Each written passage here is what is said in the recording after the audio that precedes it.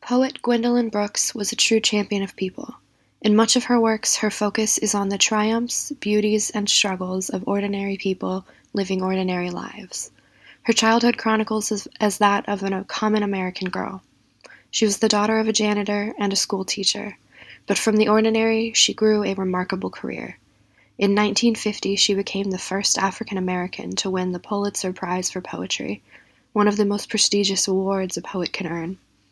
Throughout her life and her body of work, she continuously celebrated the lives of everyday people. In her poem Sadie and Maud, from her first poetry anthology, A Street in Bronzeville, Brooks writes about the diverging choices made by two sisters. The opening 2.5 stanzas of the poem read, "Maud went to college. Sadie stayed home. Sadie scraped life with a fine-tooth comb. She didn't leave a tangle in, her comb found every strand. Sadie was one of the livingest chits in all the land. Sadie bore 2 babies under her maiden name." This poem is all about the reckless triumph of the life of an ordinary girl who chooses, unlike her sister, to forego pursuing a college education in order to get a jump start on life. Brooks focuses on the fact that, though Sadie is not necessarily falling in line with her family's wishes, she is getting the most out of her life. Her comb found every strand. This is further expressed by the closing stanza of the poem. "Maud, who went to college, is a thin brown mouse. She is living all alone in this old house."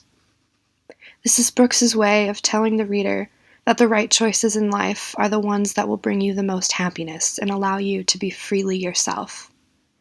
There is happiness to be had in every kind of life, no matter how ordinary.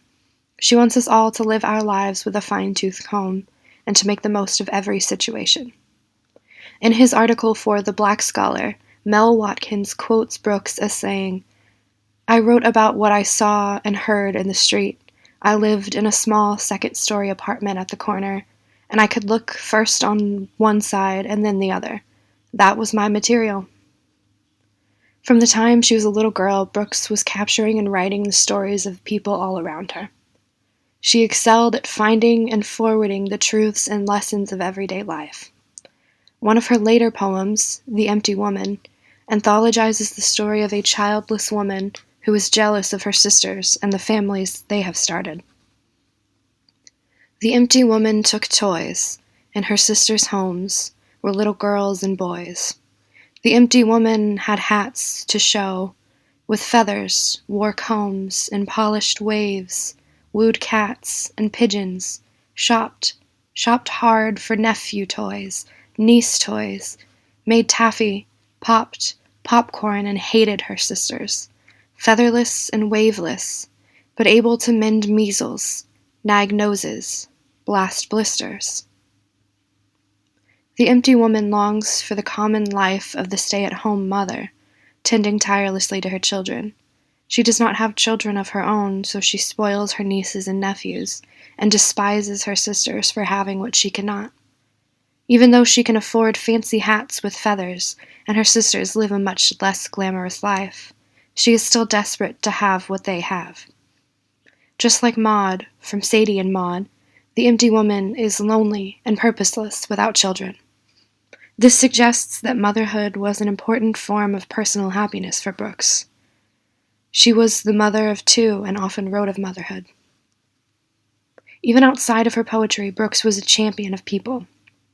In her essay, Remembering Gwen, poet Nikki Giovanni recalls her personal experiences with Brooks.